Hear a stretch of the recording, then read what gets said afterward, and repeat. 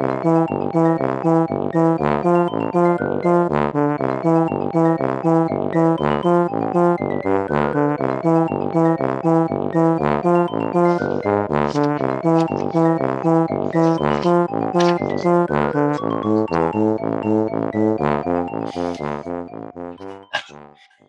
then, are we ready to start?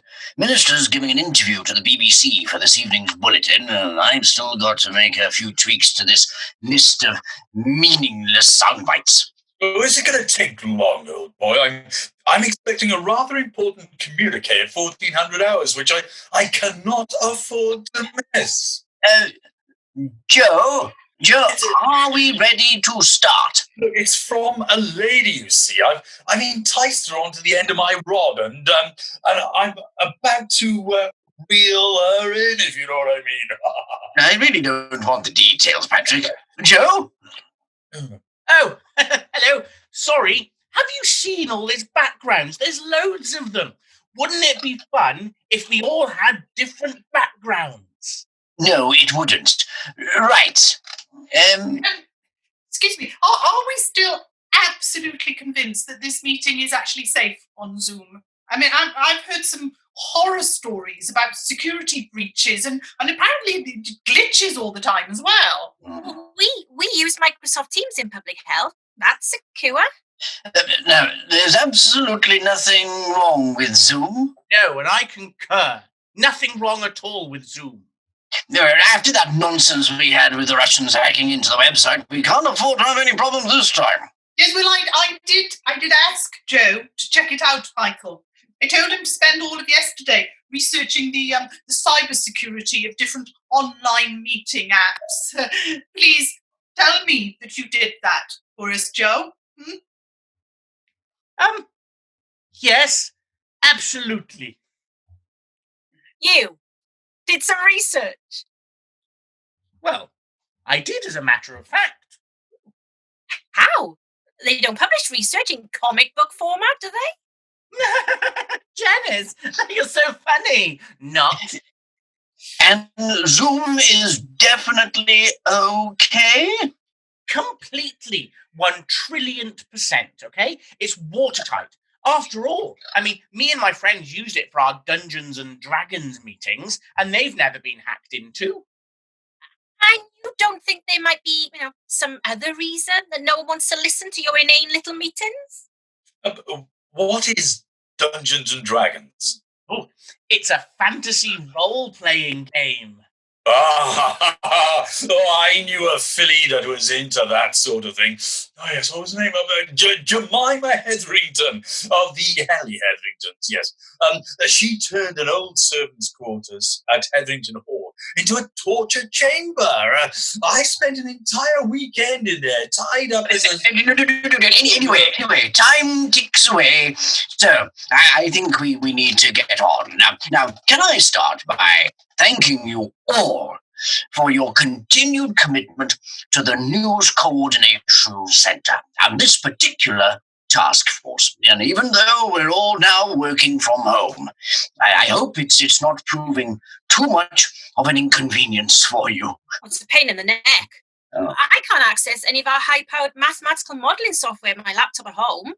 And I cannot adjust to not having my PA here. I mean, I have to make my own tea. Oh, it's the easy access to beverages that I miss. Au contraire, my dear. I find the access to beverages much improved with working from home. I take it that's not water. I'm insulted. Do you know what time it is? Of course it's not water, dear boy. This is a refreshing gin and tonic.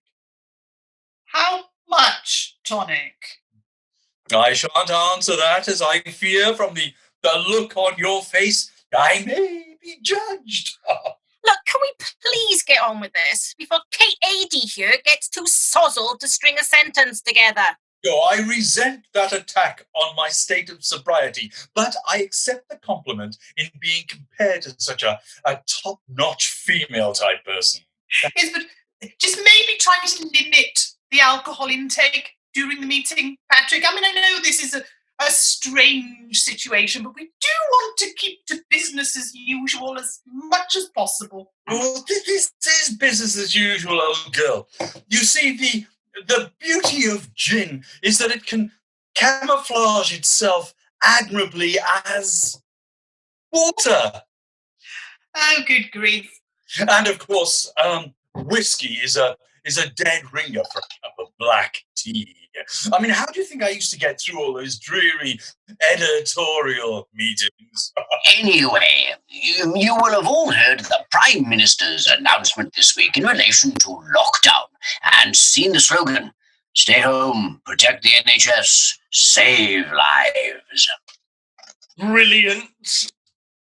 So our role is to spread that message through as many media outlets as possible to ensure the great British public are well aware of what's expected of them.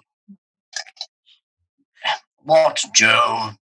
Would you like me to change everybody's backgrounds to the red and yellow logo? Leave the backgrounds alone, Joe. Thank you. So, any initial comments? Well, I thought it was a good design. Good choice of colours, red, the stop, and the border makes it look like a hazard sign. No, I meant comments about how we can disseminate the information, not the aesthetic qualities of the logo. Well, Michael, protecting the NHS is clearly a very, very important message. Yeah, until the government sells it off to the Yanks. So, I think it's that bit of the slogan that we ought to focus on. It will resonate with the great British public. Right. Yes, Joe? I just wanted to check if we should, in fact, be wearing masks. I've read somewhere that if you're in a gathering with more than two people from two different households, then really, you should be wearing a mask. Janice, do you want to answer that question? Do I have to? Well, someone's got to. You don't need a face mask, Joe, because we're not in the same room, are we? Oh, of course. Silly me. So, what are these rules on these face masks thingies? I mean, should I be wearing one when I pop down to the corner shop to buy essentials? Before anybody answers that question, can I just clarify, because we're all suspecting this, by essentials, you mean things that come in bottles? No, of course. Again, Janice, one for you. Whatever I was in a past life, I clearly did something absolutely awful to deserve all of this. I was a 16th century fish cutter called Stinky Susie. Really? Oh, some traits clearly survive the years. I went to a psychic once and she told me so. Janice, please, the face mask controversy. Right. Well, there's currently no real evidence that wearing a face mask in public stops you catching the infection. If you're looking after somebody with COVID-19, though, you ought to wear one when getting within 2 meters of them. And I think we ought to stress that members of the public buying up supplies of face masks will simply deplete the stock needed for frontline staff. Yes. Yeah, no, that's a good point, Janice. So, as well as promoting the new logo, we need to make sure that the advice regarding face masks is clear and... Oh, please don't say that by the science. Backed by the science, yes. Now, lots of people are making their own face masks. I mean, I saw a YouTube video where, in fact, they were making face masks out of pants. Are you sure they were pants and not socks? Do they happen to be clean pants. I think that's quite enough to be going on with. So, can you all just go away and work up some ideas that we'll meet up again with at 10 a.m. tomorrow morning? Right. Now, wish me luck. Time to address the impossible task of making the minister sound empathetic. Thank you, Michael. Right, team. You all heard what Michael said. We need a whole smorgasbord of good ideas for tomorrow morning. I shall see you all then. What's a smorgasbord? Oh, look it up. I'm closing the meeting down now, Patrick. Oh, fair enough, old boy. I mean, how do I...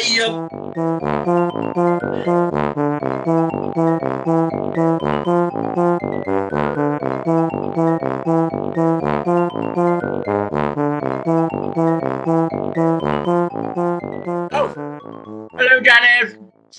Oh, it's you. Good morning, Joe. You have a good evening, Janice. Oh, please don't talk to me. Okay.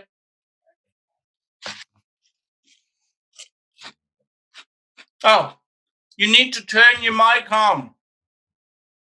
Patrick, you need to turn your mic on. It's the button at the bottom. Because she didn't have any WD-40. Please make this nightmare stop. Oh, Janice, old girl. Still no chance of a bunk up, I suppose? Absolutely none at all. Good morning, Joe, Janice and Patrick. Well, hello, nurse. Whoa. Right. Good morning. Good grief. What on earth are you wearing, Tabitha? What she's not wearing, more like. It's new. I bought it online. Well, you better send it back. Well, it's clearly too small. Okay, well, let's get this thing started so we can finish on time. I've got to teach the minister how to pronounce some big medical words like immunity before the lunchtime news. Right, Tabitha, over to you on the ideas list. Okay then, team. Let's have all those wonderful ideas you've been working on. What ideas? Ideas for educating the general public on what lockdown means. The list of ideas we asked you for yesterday. Did you? This thing, can't remember. Heaven preserve us. Well, I remember you asking us to bring a buffet. Pardon? Well, you asked for one of those Swedish buffets. No, I'm sorry, I'm not following. Oh, I popped out to the corner shop. Oh, Mohan, he is a top bloke.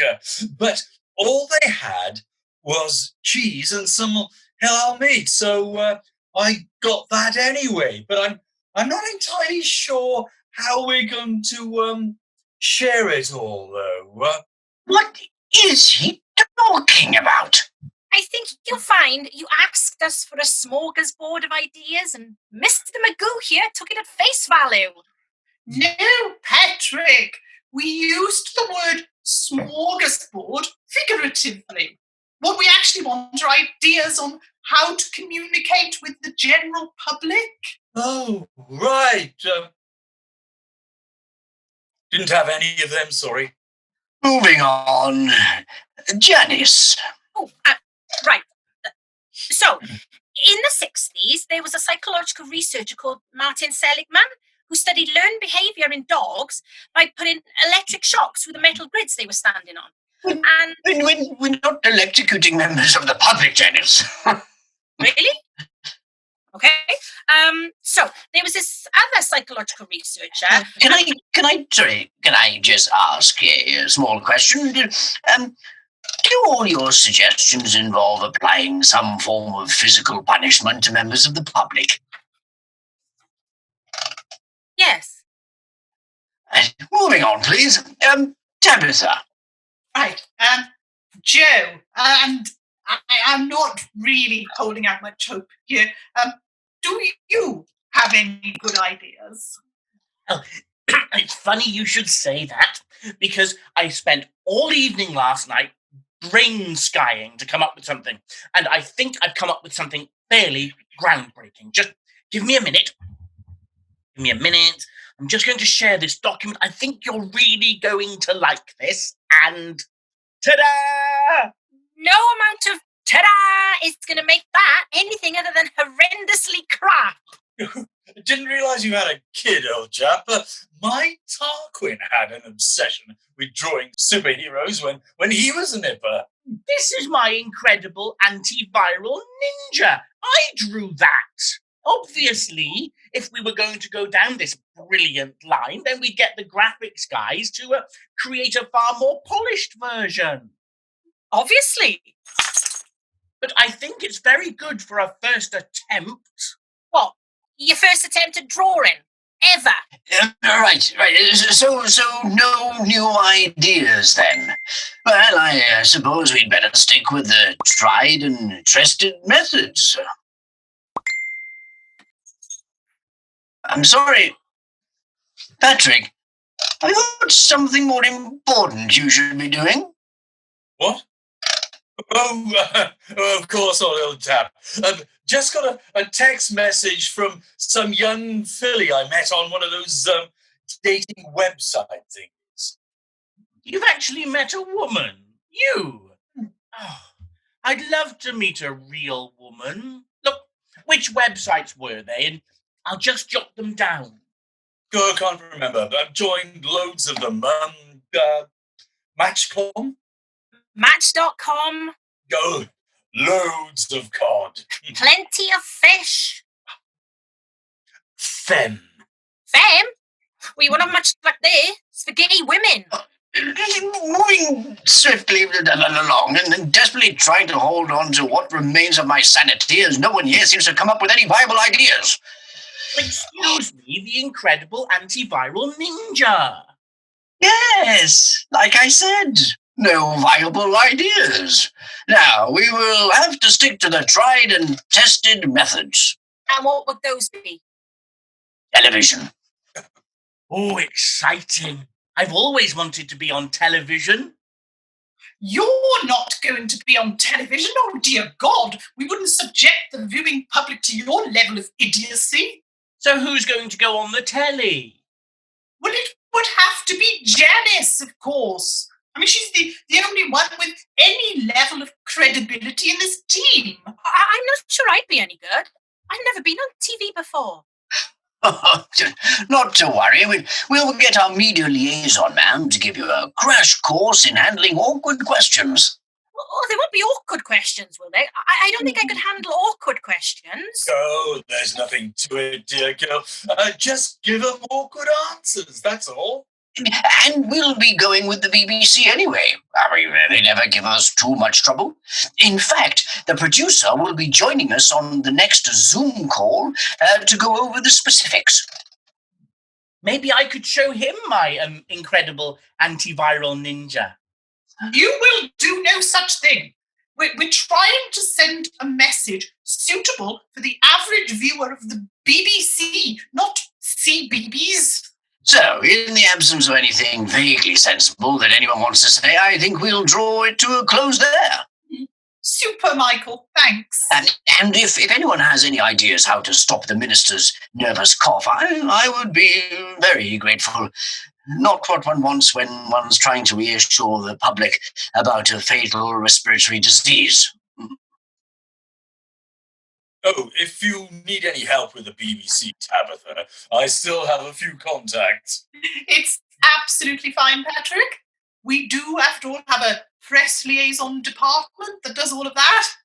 Besides, I don't think one of your old drinking partners would be what we're looking for. Oh, fair point. Well, over and out, chaps. Right, Janice. I'll get a meeting set up for you and our media training chappie. Look, I'm really not very sure about this. Oh, you'll be fine. Just let me put put some makeup on for the next meeting? Makeup. Okay. I'm sure I've got some around here somewhere.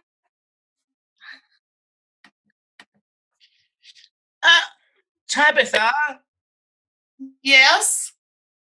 could I ask you a question? If the words incredible antiviral ninja form any part of the sentence about to come out of your mouth, then no. All right then. Never mind. I thought not. Oh, sorry, Tabitha. I forgot to ask you something. Oh, yes, Michael? Do you still have access to the X Drive at the Department for International Affairs? I just need to get hold of some sensitive information. No, I'm not sure if my login details work anymore. I'll check once we're off call. Oh, thank you. Are you all right?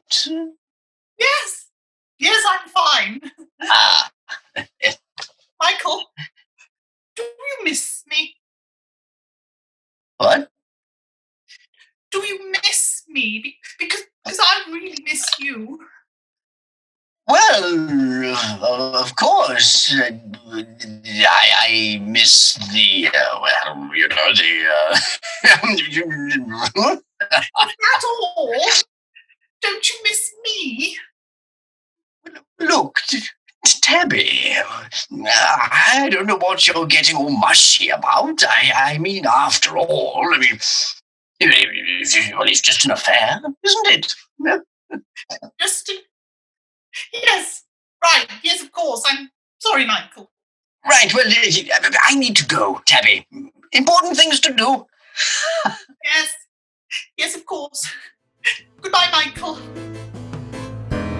Niet. TVSS. Nie, TVSS.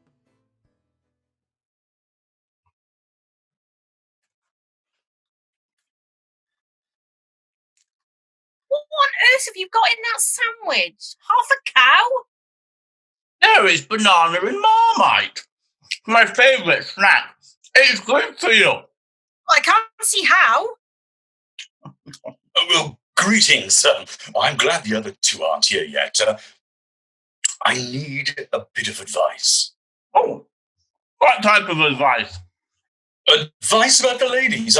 I seem to have got myself in rather a spot of bother with a filly I met on that dating website thingy.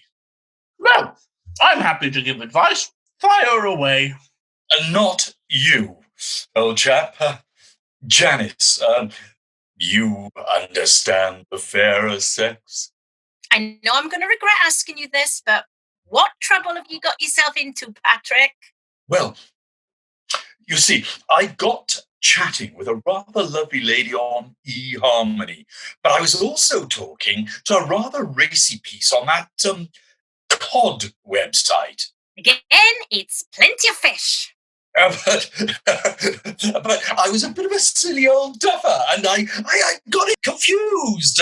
I sent a message to the lady that was meant for the piece, and now she's gone all standoffish on me.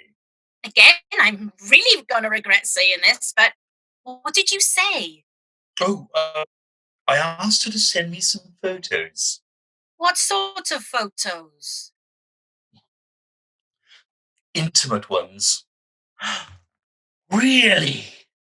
Of her feet, smeared with angel delight. No, the butterscotch variety. I am not an animal. I'd like to erase the last minute of my life, please. Good morning, all. I hope I'm not interrupting anything important, like a discussion of exciting new ways to educate the public about COVID-19. Maybe I could ask you for some advice. I'd like to. No! Oh! Wait, no! We're being Zoom bombed. Hold on. Oh, they're off. Oh. You bloody idiot! That was Carlton Richards. Oh, the BBC producer we told you about. Oh, silly me. I'll just let him back in. Carlton. Sorry about that. Slight technical hitch. No problem, Michael. I have to say I was surprised to hear you're using Zoom. I thought their security wasn't up to scratch. Our computer boffin assures me that all is well. That's me. I'm the computer boffin. Or like computer buffoon. So, everyone, can I introduce Carlton Richards? He's the producer of BBC's Newsnight programme. Good morning, everyone. Oh, good morning, dear. Morning. Good to see you. As I mentioned at the last meeting, we need to get some important messages out to the British people, and Newsnight is a flagship current affairs programme, so it seems a good place to start. You want me to go on Newsnight? Can I introduce Janet Coulson, our public health expert, who has kindly agreed to answer any scientific questions you might want to put to her. Wonderful. Good to have you on board, Janice.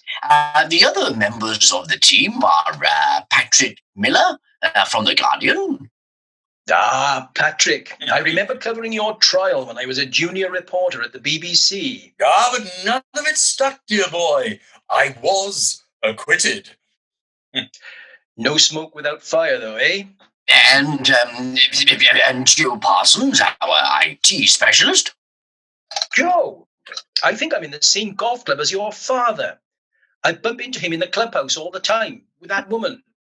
Oh, my mother? That's it, blonde-haired woman. But my mother has grey hair. And of course, you know Tabitha. Hello, Tabitha. Hello, Carlton. Long time no see. Oh, yes, indeed. I believe it was the party conference in Bournemouth. Well remembered. Yes, it was. And I seem to remember a clandestine meeting in the Winter Gardens. Do you remember it too? How could I forget? So, moving on very quickly, Carlton, are there any particular issues you want to cover in the programme? Well, since you've given us a science expert, I think an explanation of the R number would be helpful. I know what that is. Really, Einstein? Come on then, let's hear it. Yeah, this is going to be good. Well, the R number is a measure for infectivity. Well, that's a good start. And what you always want is an R number lower than 1. Little pipsqueak might actually know this. And what does the R stand for? Run. Pardon? It stands for run. Yep, I knew it wouldn't last. Well, the R number is a measure of how quickly you have to run away from someone who's coughing and spluttering in order to make sure you don't catch COVID-19. Is it? No, it's not. Calculated by taking the speed of that you're running divided by the speed of the phlegm billowing from the infected person. And then what you do, you take that and you multiply it by, by the speed of light. No, it can't be the speed of light. No. Stop this drivel now. It's a valiant effort, Joe, but why not let the expert take this one? Oh, okay. Did I not explain it properly? The R stands for reproduction, and it's the measure of a disease's ability to spread. I said that. No, just shut up. So an R number of 1 means that one infected person passes it on to only one other person. As long as the R number is below 1, we know the transmission rate of the disease is slowing. So an R number of less than 1 means that, on average, one infected person infects less than one non-infected person. Exactly. But that's rubbish. How can you have a person who's less than one person? I mean, are we talking about people who are missing limbs? Oh, you'll be missing more than a limb in a minute if you don't shut up. That was a very straightforward and understandable explanation, Janice. Thank you. I'm still not sure how fast I have to run away. From me? When we meet after this pandemic is over? Very, very quickly. Carlton, is that the sort of thing you'd want Janice to be talking about? Absolutely, Michael. She seems just the sort of person we need. Would I have to come to the studio? No. We're keeping footfall at the BBC to a minimum. We do a live interview over Skype. Kirsty's not even in London. She's presenting from our Glasgow studio. Good. Yes, but still, put a spot of makeup on, Janice. What I'll do, Janice, is send a list of likely questions over to you, and then you can do a little bit of preparation. Make sure you have all the statistics. Make sure it's backed by the science. Shut up! Excellent. Well, I think this has been a very productive meeting, and finally we appear to have a way forward for our comms strategy. Oh, yes. Well done, everyone. So, if you're happy with everything, Carlton, I think we can wrap it up there. Absolutely. And I do have to rush off, unfortunately.